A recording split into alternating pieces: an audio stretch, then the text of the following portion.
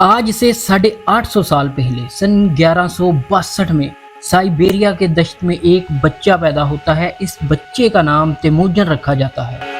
इस बच्चे के बाप को इसके दुश्मन कबीले के लोग जहर देकर मार देते हैं। जिस दश्त में ये बच्चा बनता है, बड़ा होता है, वहाँ इसको ये एहसास होता है कि इस दश्त के अंदर ना तो कोई फल उगते हैं, ना कोई फसल तैयार होती है। इस बच्चे को जिंदगी का अपना पहला असूल अपने बचपन में मिल जाता है।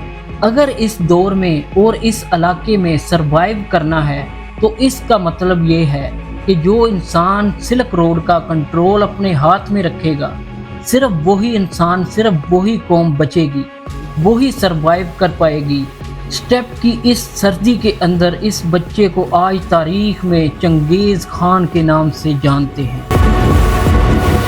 दोस्तों, आप देख रहे हैं दी कसस वन चैनल। जुड़े रहिए एंड तक हमारी वीडियो के साथ। और किसी ने अभी तक हमारा चैनल सब्सक्राइब नहीं किया तो बराए मेहरबानी चैनल सब्सक्राइब कर दें ताकि हर आने वाली नई वीडियो आप तक बरवकत पहुंचती रहे। लेकिन क्या आप जानते हैं कि यही शख्स कभी एक भूखा, बेसहारा और यतीम बच्चा था। 12वीं सदी का वस्ती एशिया के बेरहम मैदान। यहाँ सर्दियों में बर्फ जान ले लेती थी और गर्मियों में धूल के तूफान आसमान को ढांप लेते थे। यहाँ खाना बदोश कबाइल घोड़ों पर जिंदगी गुजारते थे और हर कबीला एक दूसरे का दुश्मन समझा जाता था और ताकत ही कानून थी। इसी सरजमीन पर सन 1162 में एक बच्चे ने जन्म लिया। इसका नाम तेमुजन रखा गया। यही बच्चा आगे चलकर चंगेज़ खान बना। तेमुजन के वालिद यसोगई अपने कबीले के सरदार थे, मगर जब तेमुजन सिर्फ 9 साल का था तो इसके वालिद को दुश्मनों ने जहर देकर कत्ल कर दिया। बाप की मौत के बाद सब कुछ बदल गया। जिस कबीले के लोग कल तक इनके साथ थे, उन्होंने तेमुजन की माँ और बच्चों को बेयारो मददगार छोड़ दिया। वो जंगलों में जड़ें खाते, जंगली फल तलाश करते और कभी शिकार मिल जाता तो कई कई दिन उसी पर गुजारा करते। भूख, गुर्बत और मुसलसल खौफ, यही तेमुजन का बचपन था। लेकिन यही शक्तियाँ इसके अंदर फौलाद जैसा हौसला पैदा कर रही। कुछ ही अरसे बाद एक और आजमाइश आई।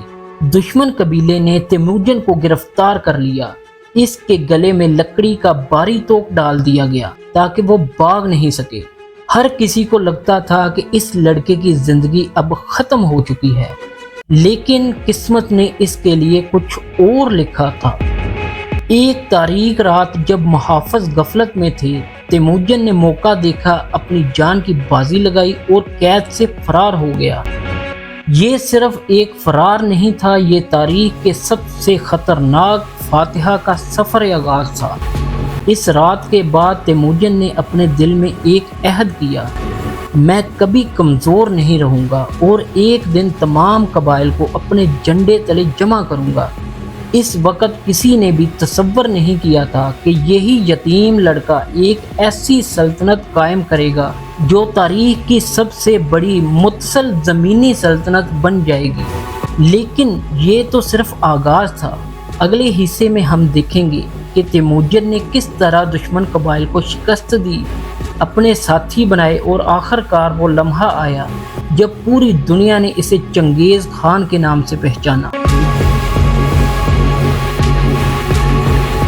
कैद से फरार होने के बाद तेमुजन जानता था कि अकेला इंसान इस बेरहम दुनिया में ज़्यादा देर जिंदा नहीं रह सकता। इसने एक एक करके अपने पुराने दोस्तों और वफादार साथियों को तलाश करना शुरू किया। कुछ लोग इसके साथ खड़े हुए, लेकिन बहुत से लोगों ने इसे सिर्फ एक गरीब और बेसहारा नौजवान समझकर नज़रअंदाज कर दिया। इसी दौरान तेमुजन की शादी बोरते नामी खातून से हुई, मगर खुशी ज़्यादा देर कायम न रह सकी। एक दुश्मन कबीला रात की तारीकी में हमला आवर हुआ और बोरते को अगवा करके अपने साथ ले गया। ये तेमुजन की ज़िंदगी का एक और बड़ा इम्तिहान था, मगर इस बार वो कमज़ोर लड़का नहीं था। इसने अपने चंद वफादार साथियों के साथ मिलकर एक ख़तरनाक मंसूबा बनाया। रात के अंधेरे में दुश्मन के कैंप पर अचानक हमला किया गया। घोड़ों की टापें, तलवारों की जनकार और तीर अंदाजी ने दुश्मन को संभलने का मौका ही न दिया। मुख्तसर मगर शदीद लड़ाई के बाद बोरते खातून को आज़ाद करा लिया गया।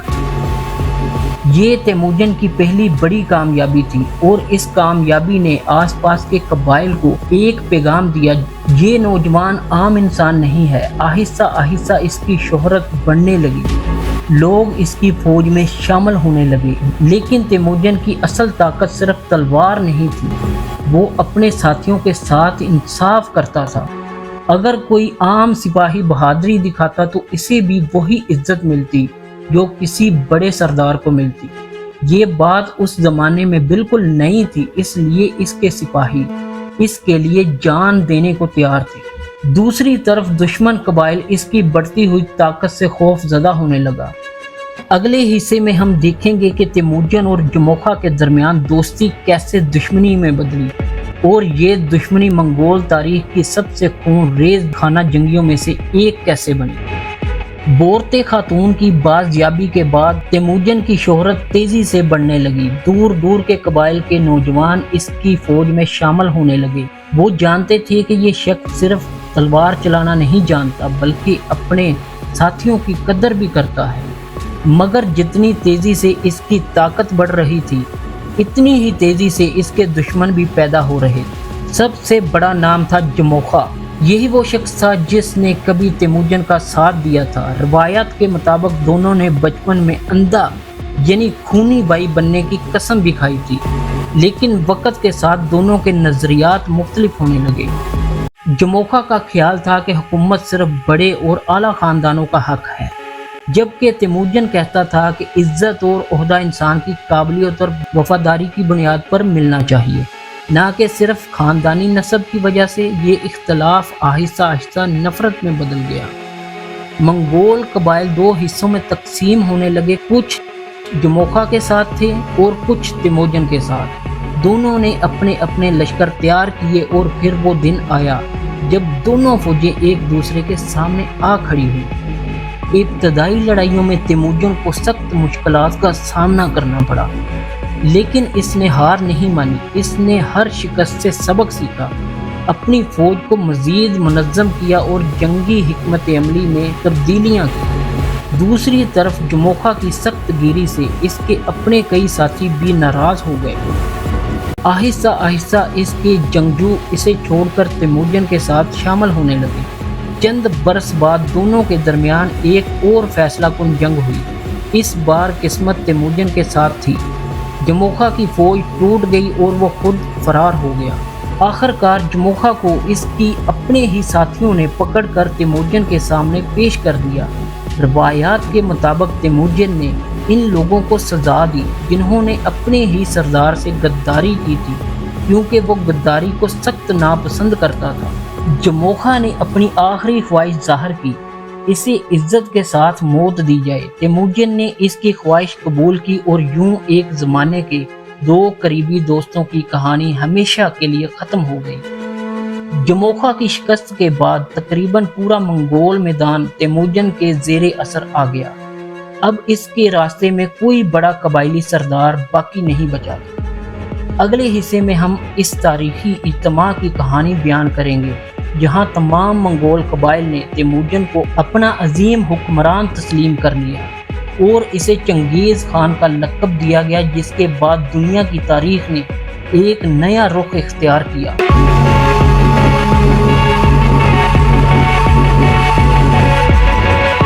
جموخا کی شکست کے بعد منگول میدانوں میں ایک نئی طاقت ابھر کر سامنے آ چکی تھی۔ برسوں سے آپس میں لڑنے والے قبائل اب یہ سمجھنے لگے تھے اگر وہ متحد نہ ہوئے تو ہمیشہ کمزور رہیں گے۔ 1206 عیسوی میں تمام بڑے منگول قبائل کا ایک عظیم اجتماع منعقد ہوا جسے کورتلائی کہا جاتا تھا۔ اس تاریخی اجتماع میں ہزاروں جنگجو، قبائلی سردار اور معزز شخصیات شریک ہوئیں۔ اسی اجتماع میں ایک ایسا فیصلہ ہوا جس نے دنیا کی تاریخ کا رخ بدل دیا۔ تمام قبائل نے متفقہ طور پر تیموجن کو اپنا سب سے بڑا حکمران تسلیم کیا اور اسے چنگیز خان کا لقب دیا گیا۔ اس لمحے کے بعد وہ صرف ایک قبائلی سردار نہیں رہا بلکہ پورے منگول قوم کا رہنما بن گیا۔ چنگیز خان نے اقتدار سنبھالتے ہی کئی اہم اصلاحات نافذ کی۔ اس نے اعلان کیا کہ فوج میں عہدے صرف بہادری، قابلیت اور وفاداری کی بنیاد پر دیے جائیں گے، نہ کہ خاندانی حیثیت کی بنیاد پر۔ یہی وجہ تھی کہ عام سپاہی بھی اپنی محنت سے بڑے عہدے تک پہنچ سکتا تھا۔ اس نے اپنی فوج کو 10، 100، 1000 اور 10,000 سپاہیوں کی منظم اکائیوں میں تقسیم کیا۔ ہر دستے کا ایک ذمہ دار کمانڈر مقرر کیا گیا، جس سے فوج پہلے سے کہیں زیادہ منظم اور طاقتور بن گئی۔ چنگیز خان نے سخت قوانین بھی نافذ کیے، جنہیں بعد میں جاسا کے نام سے جانا گیا۔ ان قوانین کا مقصد نظم و ضبط قائم کرنا اور قبائلی جھگڑوں کو ختم کرنا تھا۔ چند ہی برسوں میں منگول فوج ایک ایسی جنگی قوت بن گئی جس کی مثال اس دور میں کم ہی ملتی تھی۔ ان کے گھوڑے تیز رفتار اور تیر انداز انتہائی ماہر تھے اور سپاہی طویل فاصلے بغیر تھکے طے کر لیتے تھے۔ اب چنگیز خان کی نظریں صرف منگولیا تک محدود نہیں تھیں۔ وہ جانتا تھا کہ اگر اس کی سلطنت کو مضبوط بننا ہے تو اسے اپنے گرد و نواح کی طاقتور ریاستوں کا سامنا کرنا ہوگا۔